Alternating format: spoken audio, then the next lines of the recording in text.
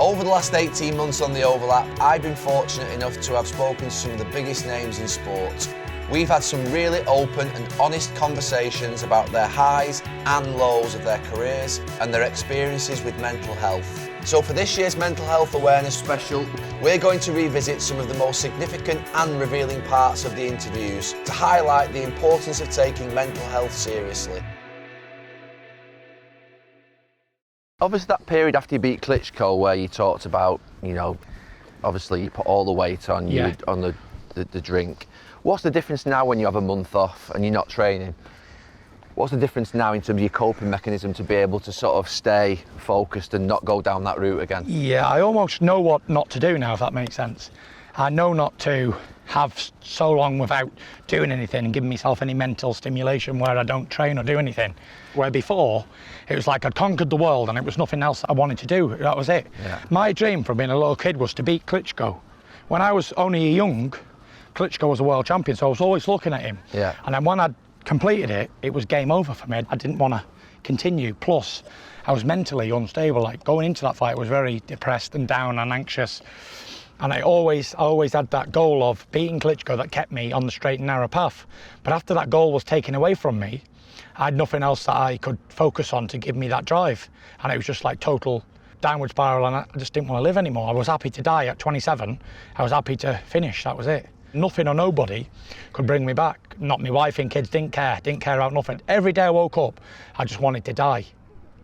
It's a crazy way to be, but only people who understand, like, who's been through depression and all that sort of stuff, will understand what I'm saying. And when you're so down and every day you wake up, even if it's sunshine and it's grey and you're negative all the time, and you're infectious, you infect people who are around you, make them negative and down. And you push everybody away and you just want to be left alone, like in a dark corner and left alone. But my problem is I was eating as well, comfort eating. So I was just getting heavier and heavier and more down and depressed and down. And I never thought that I'd ever return to boxing or anything like that. The furthest I thought I'd ever go if I didn't die was padded room. What was you like at home with your wife at that time? Terrible, non-existent. I'd go out for days on end drinking. What would she do? Was she ringing you? She'd be ringing me. I'd switch my phone off and they'd be thinking, right, he's killed himself now. He's gone. And they'd be phoning around everywhere, looking for me. Have you seen Tyson? I can't get hold of him for 2 days and I think he's killed himself. Because I was always like, yep, this is the day I'm going to kill myself. And I even attempted it as well one day. And it wasn't good. It wasn't a good time in my life. It was just dark, lonely, horrible place. And I never want to go back to, ever. Your wife must be tough as well as you, though. Oh, she's tough. To put up with somebody like me is hard work. Imagine being married to Jack the lad from being 20-year-old at 18, 19. Handsome boy, Reg, a load of big curly hair, up and down, British heavyweight champion at 21. It's like, it's hard work. You go out, you got all hot women chucking themselves at you and all that sort of stuff. I never had that problem. Well, I did. So your lowest moment, you've just taken us through it. Yeah. Just tell us a little bit about your mentality of coming back and your coping mechanism to make sure you don't go back into that sort of mood and that place again. So the mentality of coming back, I was in that low place for like 2.5 years. And one night I was out, Halloween night, I was having a few drinks. And I must have come sane for a little minute. And I looked around me and I thought, what the am I doing here? I was in a Wetherspoons in Morecambe, yeah, on my own, on Halloween night. I just had a big argument with the missus and I looked around me and all I could see was like young kids. What felt like to me, they were all in school, like college kids and all that. And I thought, you know what, you're a married man, you've had the world in your hand, you've chucked it all away. For what, you daft bastard? Get home now. That was like a voice in my mind. And I put the beer down like that. And I got out of there and it was only about 7:30. I went back home and went upstairs and I got on my knees and I was just crying. And I started praying to God. I said, I can't do this anymore. Like I tried to come back training, but I had no motivation. After 2 days, I was back in the depression. And when I got up after about half an hour, what felt like it was an eternity, but it was only a few minutes, I felt like I'd had the weight of the world lifted off my shoulders. And I said to Paris, right, tomorrow, I'm going to start the regain mission. I'm going to become heavyweight champion of the world again. She didn't believe me because I'd done this every time I got drunk. I'm going to start training on Monday. That's it. I've had enough now. But it never lasted. Got to Wednesday and I was back in the pub. Next morning I got up, got my sweatsuit on, and I thought I was going to jog like a mile at 28 stone. And I got out on the road and my back was killing me, so I started walking. And I was flicking down on Instagram and I saw Deontay Wilder. And he'd done a video saying, I saw Tyson Fury at a boxing event recently. He's shadow of his former glory, he's fat as anything, he'll never come back. I give up the hope now of ever fighting him. And I thought, I'm going to come back and I'm going to show you that I am the best in this division. And at the time, there was a lot of back and forth with him and Anthony Joshua were going to fight each other, and they wasn't. One wanted X amount, this, that, and the other, and it wasn't happening. They had like 16 months of back and forward, and they couldn't agree a deal.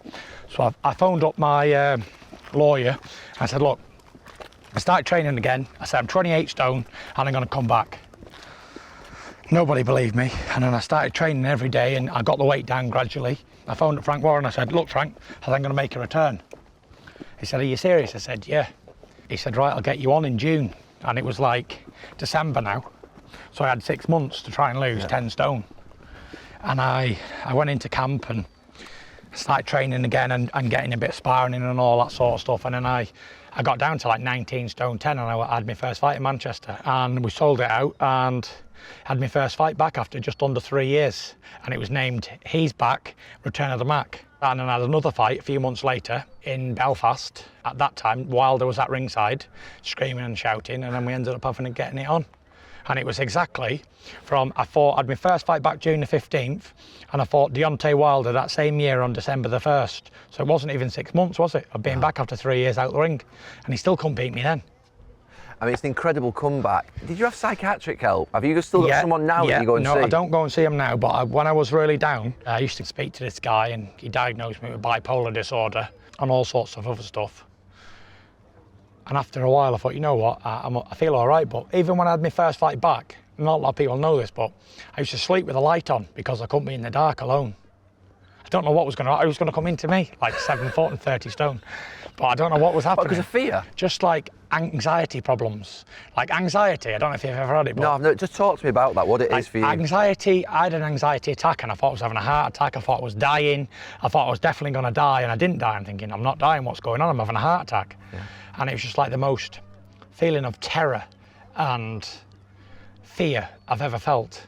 And I used to get it quite regularly. And it wasn't for that it was like this person or this was going to happen to me, but it's like whatever your worst nightmares are, they come to reality in an anxiety attack. Do you still get them now? I've not had an anxiety attack since that day. Well, why do you think that is? I'm not sure. I think because I got back training and I gave myself a goal, a motivation to do something again. And once I set my mind to something, then I always achieve it. No matter what, nothing can ever sidetrack me or put me off path for achieving what I set my mind to. Like every goal I've ever done from being a little kid, I've always achieved. Never once did I never hit the mark that I set. But it's always been an astronomical goal. And I also spoke to Robbie Williams about this, and it happened to him as well. And he come up with a thing, it's called paradise syndrome. You put your full life into something, and when you reach that unreachable goal, it's like, is this it now? Yeah. And then that's it then. And he had the same, he had like years and years of abusing himself and whatever else. You'd been told to man up, I suspect, as well, when you were younger and you were experiencing these things. That was what you were told, right? Get on with it, man up. Get on with it. Like, I didn't know what was happening to me until I got to like 29. And I've been dealing with like anxiety, especially from being a little kid, like maybe 8, 9 years old. I didn't really know what it was. I thought like I was being left alone, and it was just horrible growing up with it. If you had your arm chopped off, and people could see it and they know you've got a proper injury. But with you being mentally unwell, you can't see in someone's brain. So I could be here now and I look okay, but I could be hearing voices in my mind, or I could be going back and forth with my own self. I don't know, it's one of the worstest things that I've ever experienced, like being punched in the face or grueling training or whatever has happened to me in my life. Nothing could ever compare with mental health struggle. In terms of obviously the players that we see now, and we know a lot more about mental health than we did even sort of 5, 6, 7 years ago, let alone 15 years ago when you were in the changing room. How do you cope with that now as a manager when you see players that potentially have those types of issues that exist? And did you seek any help at all during your career by a psychologist? Yeah, you did. Yes. I had a groin avulsion, which is, to explain, that's where your groin muscle completely comes off the bone. Yeah. And I didn't have any guarantees or certainty that I was going to recover from that and play again, and I struggled a lot. Selfishly thinking, oh, what if I don't play football again? And now, obviously, with age and experience and maturity, you realise that there's a life as well as football. When you're in football, you don't think there is. I'm very much someone who is open to being there for the players for everything. The only thing above football for me is family and your health. So when I sit down with a group of players, whether it be, my younger players at Liverpool, Rangers, or here at Villa, I think you've got to show them that you're a human being. I think you've got to show them that they can come and talk to you with whatever they're comfortable talking to you to. I'm not going to be a psychologist. I'll have that in place because I don't want any excuses. I don't want to be in a position where that's not there for the players. I think, having experienced that with the injury and even a little bit around the Chelsea stuff and some of the lows in your football career, I think it's underestimated. I think you need to have all the support if you can, if the resources are there. Not every club's got that. But I think in life in general, we need to do more to have that support for people. And what advice would you give to it could be a young football fan, a young football player that is going through and hitting a low? Talk to someone. Hopefully they've got that person. I mean, some people mightn't, but there's always someone there, a doctor, a medic, a psych, a friend. In my younger years, there's been things that you keep in, and I'm not sure that helps. So for me now, I'm someone that is really open to support and advising people that talk to someone and help and don't keep it in. I lost my confidence at 24 for United and actually went to see a psychologist. And at the time, there was a massive stigma associated with going and seeing a psychologist, so I never spoke about it for, probably to the end of my career, and I did a book. Have you ever been to see a psychologist? And if so, how do they help you? And obviously everyone's a lot more aware now of support, of mental health. Have you ever been to see someone to support you? No, I haven't seen a psychologist. I think, like you say, the stigma around it is wrong, really, because when you play for a club like Manchester United, it should be there. It should be there for support. I think a lot of psychologists now aren't just psychologists, they're involved in the football club, they know the football side of it. You don't see someone going to see him and think, oh, what problems he got? It could be a general chat about anything. We had one at England, Mitch, who I've spoke to him after my summer and the disappointment of the summer that I had. And yeah, I feel like they should be there and they should be part of the game.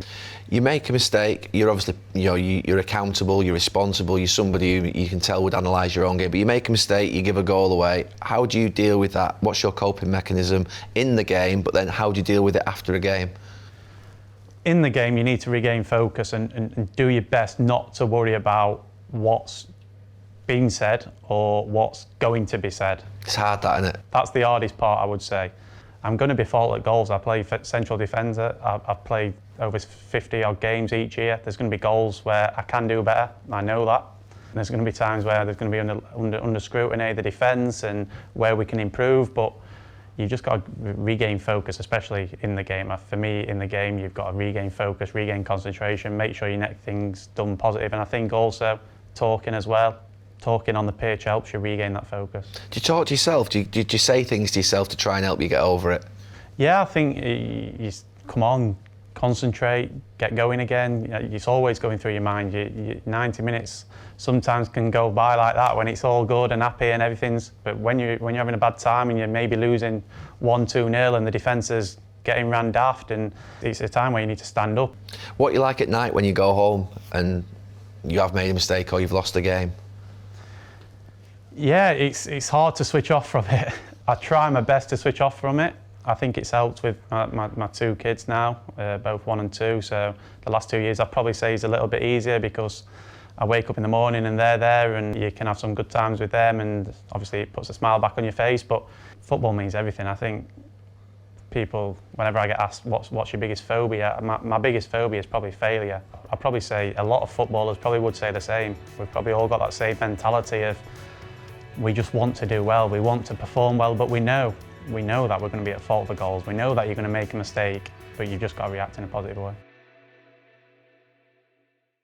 Does retirement not scare you a little bit in terms of all the time that you're going to have on your hands and the time you have to fill? Yeah, man. Because look, what do you do now? He sent you to the gym. Focused. What's your gym now? Because you're not going to the gym. Yeah, I mean, now it's just business and stuff. I've got a few properties I do a lot of properties here and there. That kind of gives me a bit of peace doing that. Investing my money with different things. So I've got things like that going on. But still, it's not that same adrenaline I used to get getting punched in the face or giving a punch to someone. So now it's like, what do I do? And it does get you bored at times. I think, this mental health as well is a very big thing, and it's good that people start talking about it and showing it out there, because, it's happened to the best of us, from like Tyson Fury. Yeah. And other fighters like that. Have you had problems? I've had massive problems. Back in 2016, I had a big fallout with my wife and everything. I didn't box, 2 years at the ring, put on weight, was not happy with myself. What was up with you? What was I don't know what it was. I just, you know what it was? Basically, I had a hand operation.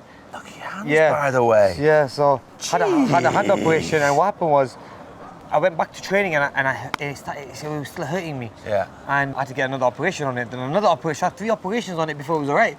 And I really thought that I was never going to fight again. I thought my hand's not going to let me fight. And then it kind of put me on a downer, knowing that I'm at the peak of my career, but I can't fight. And this is back in 2016. And I go, what do I do with myself now? And at that time, I made some silly investments, which were not paying me back. I'm thinking, how am I going to live my life? I read that you lost 5 million. Is that right? In an investment? I lost about 5 million quid in an investment. And it's a lot of money, and painful, that was at the same time of my hand operation. So knowing that you can't fight again, someone told you you've lost some money. You lost 5 million quid in a deal. What was that? What happened there? So I built a wedding hall, which probably ended up costing me about £12.5 million, where it really should have cost me in Bolton. Yeah, it's here, it's massive. We should have gone. We should have got married there. No, listen. 12 million for a wedding hall in Bolton. Yeah, massive one. But how's that happened? I just think that Did someone take the piss out of you? Yeah, I was in training camp and everyone was away, and someone said, we need this, we need that, we need this. We're getting this done. It's this much. Are you still saying yes? Yeah, and I just go, okay, because I'm a nice guy. That's why. Oh no. But then you know what helped me a lot though was getting my wife involved in it. Yeah. Then my wife started scrutinizing every little payment, making sure, what's this for? And I was paying bills. Okay, the billers were very, very smart, because they sent me the same invoice back again. Oh, it was a mistake, but they'll send it. And before, maybe I was paying for it all. You were double paying? I'll pay double paying, triple paying probably, I don't know. So luckily I got the wife involved, and she then started checking everything and said, she called the company back and said, I'm sure we paid this. Oh, sorry, we set him by accident. But where's your manager? Where's your person? I didn't have one then. I had a fallout with everyone. I had a fallout with my family. I had a fallout with everyone at that time. You fell out with everybody in your life? 2016, I fell out and your dad with as well? Yeah. And I walked away from everyone. And for them 2 years... Was that your problem or their problem? What was making you do that? What made me do that was I was seeing a lot of money getting missing, and I thought, why is it going here? Why is it going there? Why is this? Why is that not on my name? And you just rejected everyone, huh? And then at the same time, some problems happened with the wife and the stuff that you probably read in the media and stuff. And so obviously I was stuck in the middle. I'm getting pressure from this side. I'm getting pressure from that side. I'm the son who's made the money. I'm the guy who's the name, but I'm the one who's dealing with all the problems. Really, I should leave me alone. And I just wanted to get away, and that kind of just sent me a bit cuckoo, really. How were you to live with at that time? For your wife? It was hard. It was hard, man. It wasn't easy, man. It was very hard, because the wife really found it hard because she's from America and she's moved here. She's into a place like Bolton, has no family, has no friends. It was hard for her. At the same time, it was hard for my family as well, because to accept someone else in, and they thought that she's not getting on with them. So I was stuck in the middle. You know what I mean? And it was really hard. Mentally, it was really hard for me. And one of the things that helped me get through all the problems like this was going into I'm a Celebrity Jungle. That was one of the reasons I went in there. Because I needed to get away from all the pressure. Everything around me, I needed to get away from. And it fell on my lap, and I said, you know what? I don't mind doing that. And I didn't do it for the money. I did it because I want to get away from everything, and I want to be me.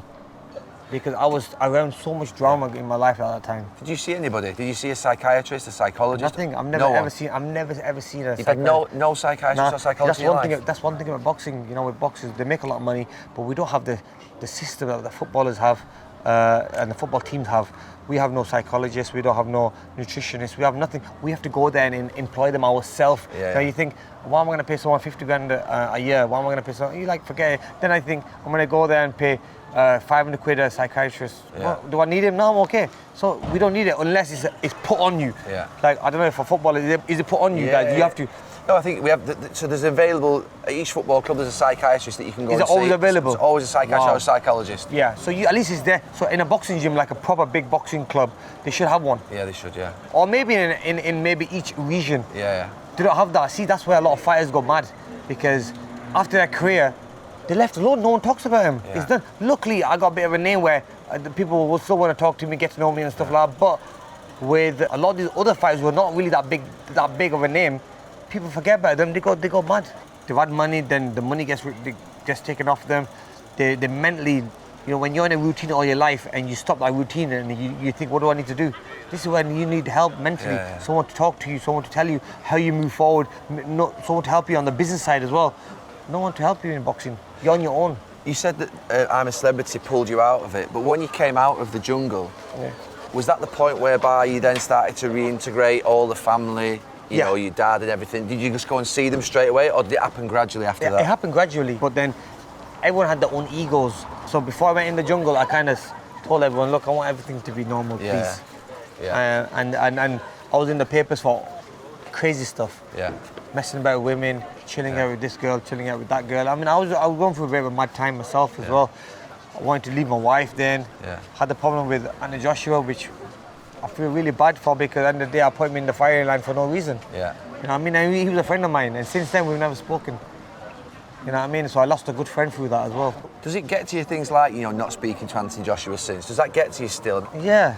I mean, because the guy did nothing wrong and I kind of just stuck it on him, really. Why did you do that? Do you still know to this day why you did it, or no? No. You just thought, I'm going to go for it and just... No, what happened was, so my wife, obviously me and her were not talking, and she sent me a message, said, look, so many fighters messaging me. And because she showed me a message of Annie Joshua saying hi to her or something, I mean, I lost it. I said, who the hell's he saying hi to my wife? Like, I mean, even though he was cool with me, maybe just being respectful. All he was being respectful. Nothing ever happened. But you weren't in a good place at that time. Yeah, I just flipped out on everyone. And then all my mates was like, bro, are you mad? You just tweeted something.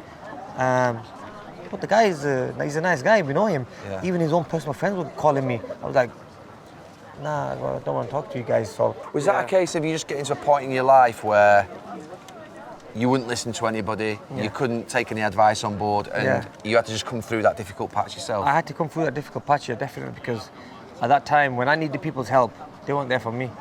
And so I wanted to then do things myself, my way. I said, I'm going to do things then, I'm going to be selfish. Yeah. And that's what I was. I've become too selfish that I started making a lot of mistakes. Yeah. And I started turning nasty and becoming a bad person, really. And that's not you though, is it? It was never me. It was never me, and I was never happy with myself doing all this stuff. I was really upset deep down, you know what I mean? Yeah. I was hurt. And I was in a very, very bad position at that time. When I went into that fight with a broken hand, I got surgery 12 weeks before here, and I got my wires took out my hand 6 weeks before. Told the doctors, I'm fighting in 6 weeks.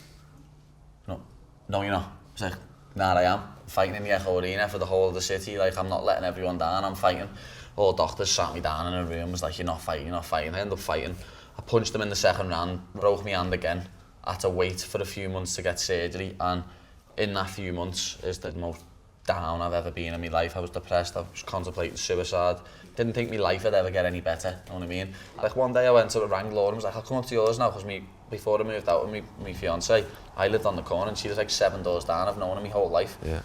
I walked up the road and for some reason this big cloud of darkness just hit me as I got to a door, and I sat on a step and just cried my eyes out. Just like, what? Yeah. My career's done. I've just been beat again. My hand's finished. Never mind, my career's over, my life's over. That was what was going through my head. I was like, I'm a failure. I'm an embarrassment to my family, my city, my team. That was what was going through my head. And when you were down and you said you were suicidal and you were depressed, did you go and see anyone? Did you speak to anyone? How did you come out of it? For months, no. I felt like I couldn't say nothing to no one. I felt like if I say something to someone, I'm weak. I'm meant to be a fighter. I'm meant to be a strong fighter. I'm not meant to be worried about stuff like, Have you changed that now, though? Completely. Like, it's funny because the saying, get it off your chest, is one of the best sayings ever. Because as soon as I mentioned it to someone, it felt better. Have you learnt from that? Are you are you a completely different person after that? I'm a completely different person now. Like, that made me the man I am today. That's why when I look back now, as Molly said, you can't really have any regrets because it makes you the person you are. Like, as I was starting to get out of the depression and like sorting my head out, I would say to myself, what are you even depressed for, Pad? Like, you're going to the gym every day doing something you love. All my mates are roofers and joiners and bricklayers, and they don't get up every day and go and do what they love. They get up and go and do it because they have to do it to pay bills. I come in here, I love getting punched in the face and punching people in the face, lad. I love wrapping people up in chokes. I love getting out there in front of 20,000 people and performing. It's what I was put on this earth to do. So I just had to put all that in my head, realise the opportunities you've got. The position I'm in is like 1 in a billion. People would kill to be in this position, so don't throw it all away. And Molly, for you? I was given the opportunity to fight for the UFC, competed in that, got choked unconscious in the second round. And I'll never forget, for like the first 3 weeks post-fight, every time I was falling asleep, I was like dreaming that it was the fight, and then I'd have to wake up, and then I was reliving that moment. So I had post-traumatic stress from that, and I sat myself down maybe a month after with the team, and I was thinking, how can I move forward? How can I better this? Because I'm not getting rid of this feeling that's inside me. And it's very similar to Patrick's. I couldn't walk down the street and look at people in the eye because I thought I had let them down. And everyone would just go in the city, unlucky on that girl next time. And then I'd be like, maybe, yeah. But I wouldn't even wear my UFC training kit or anything until I had won in the UFC. I was like, I can't do it. I'm not good enough yet for that. I'm not good enough. So how can I improve that? The team came and sat down. We went over my weight management, my strength and conditioning. And me and him have got to the top of the game off this. Not off science, not off anything else, not off strategy, just having a good go. Yeah. And now everything else is moulded around that. Yeah. Because there's one thing you can't teach. And that's what we've got in abundance. And I think that's why we've got through these tough times. But I just kind of thought, I feel this shite and like I'm going to do myself in because I'm not fulfilled. So how do I become fulfilled? And that's be the best version of me that I can be and then win.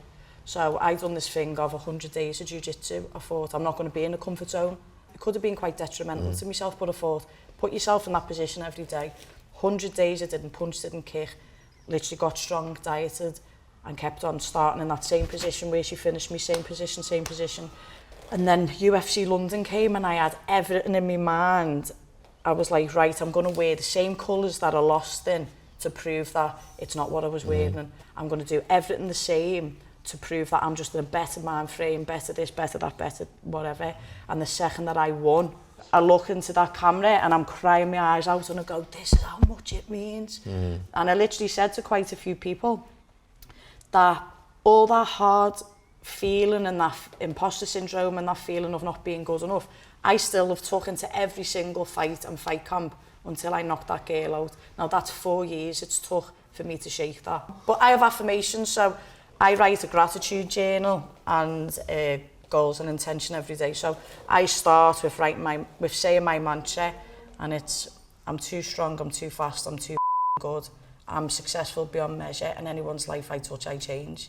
And then I write a paragraph on everything that I'm thankful for, and then I write my goals. Every day? Every day. At the bottom of my goals, I write, thank you universe, it's already done, and then write a date it has to be done by. And the maddest thing, I went through my goals the other day and it literally said, I'll have a 6-figure sponsorship deal, I'll end up being a pundit, I'll get a new contract and I'll win 50 grand bonus, and I'll knock the girl out, and I've ticked every single one off. So Anthony, this section of the show is called Failure is a Bruise, Not a Tattoo. Okay. Well, there's a bit of a story behind it. So I was a manager, you probably may not know this, in Valencia for 4 months. I got sacked. Yeah. I didn't do very well. And someone sent me this as I came home. So it always stuck with me since. I've always used it basically failing is all right. It's temporary, it's not permanent. So if there was a moment in your life where you feel that statement rings true, what would that moment be?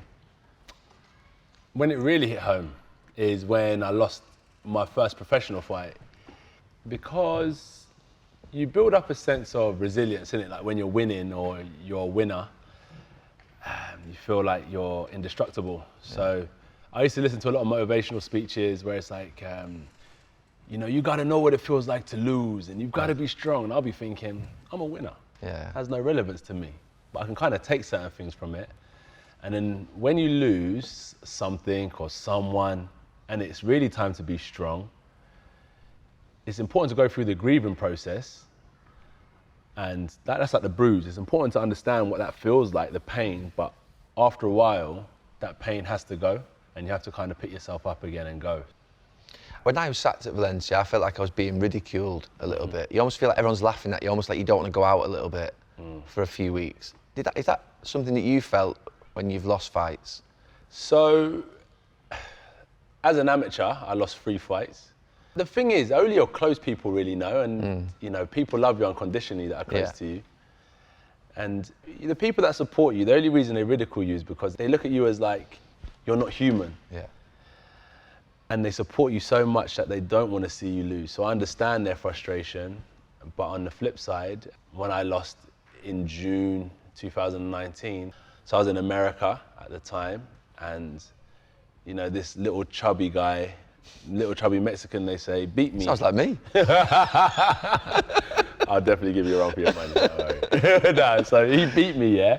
And I just know if I would have given up when I lost as an amateur, I would never be here. Yeah. So if I let the ridicule and the stick and the bit of banter kind of get to me now, there'll be no future. So you just got to keep on rolling, keep on rolling. This is my journey at the end of the day, and however I ride this journey is up to me.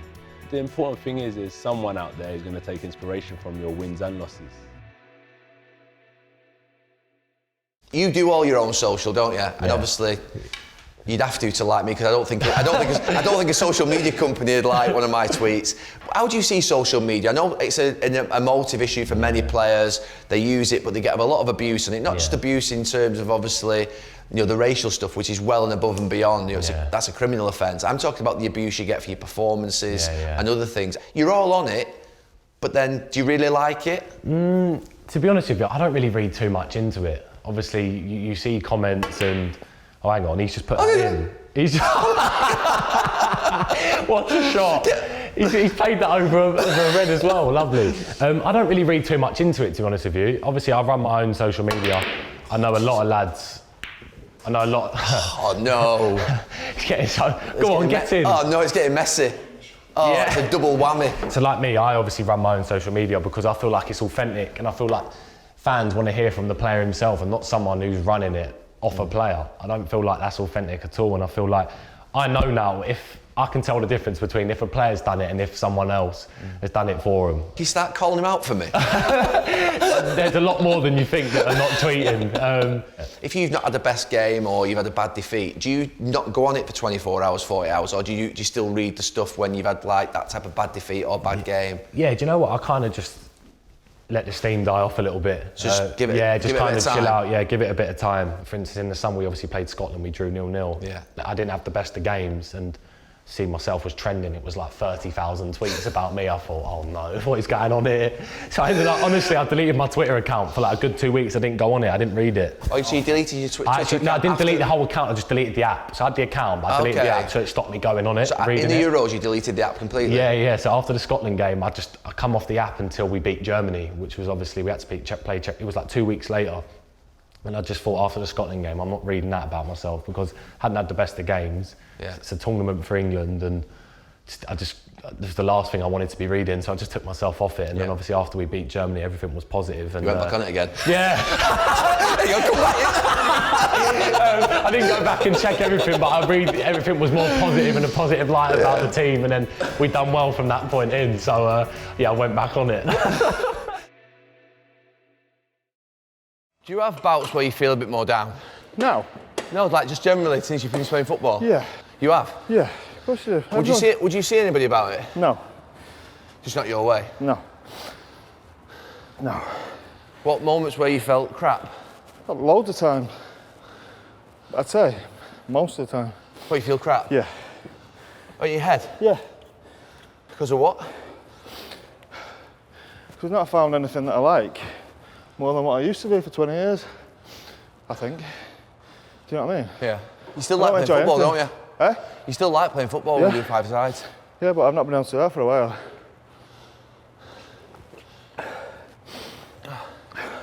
Why wouldn't you see someone? Don't need to. I can look after myself. You are the typical though, aren't you? Bloke who wouldn't speak to anyone, who would just keep that to yourself, aren't you? Guys, I'm not like properly depressed or out, just down times, like everyone.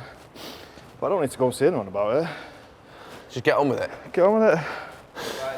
You got a light option and a medium option, yeah. Do you feel better training though? I couldn't say I enjoy it, but I feel better once I've done it. So do you enjoy doing that? Yeah. Do you? Yeah. Why? Because I like feeling stronger in my body, because I feel better in my mind. Do you do it to look better? No, I do it because to my first goals, I put weight on when I finished playing football for a couple of years, and I went round. And I kept people just battering. Got to, isn't it? Yeah. But it's none of their business, is it? Last one. I know, but yeah, I felt shit. I felt the big thing is when your clothes don't fit you. The worst thing is when you've got to have 2 or 3 different sizes of shirts for the year. Yeah. So your summer you might be a bit narrow, then your 15 and a half shirt collar comes out, then your 16 and a half, and your 16. Oh, I've got a large and a medium one, But that's me. I was up to 16 and a half on my collar. 16 and a half? Yeah, and now I'm like That's 15. big, isn't it? It's big. I was up to 16 and a half. I've got a fat neck. I don't think I've been 16 and a half.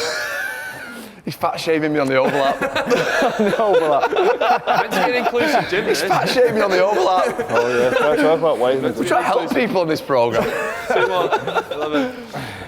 12, well done. Just doing 3 sets on this like the squats. Do you know when you said that you've not found anything that you like that you did? Yeah. Well, that was never going to happen, was it? Really, in terms of you, for you? I know, but I can't get my head around that. That you've just been told to stop. I'll tell you one thing I've enjoyed is getting involved with Salford. What, managing the recruitment? I'm not managing it, but What, helping overseeing out. it? Yeah, helping out. Yeah. Would you do that on a full time? Will I do it? We should probably do this actually in our business meetings rather than on. Oh yeah, on the overlap. Just the weird thing, right? It's the one thing I've really liked doing, I swear. How long have I known you? 13. Since you're 13, 14. You wouldn't ring me up and say to me, unless I'm interviewing you today, and say, I really enjoyed doing that recruitment for the last few months. Well, why would I do that? Hi guys, just thought I'd let you know I really enjoy what I'm doing. 3 more. 3 more. See you later. Yeah, I'd like you to talk to me and tell me. I really enjoyed doing that. Last set each on these. I really enjoyed doing that. Carry on. Yeah, well, why would I don't know. But why would you not speak to people about things? Why? Why do people want to know what I'm enjoying doing? Well, because if you're not enjoying doing something and you've not found something that you like, but you found something that you like. Yeah. But now if you tell people, we can do something about it. Like what? Well, maybe we could look at a full-time role at Salford doing it. You've only done it part-time, really, haven't you, in the transfer windows? You can't afford me though, can you? I've seen the budgets.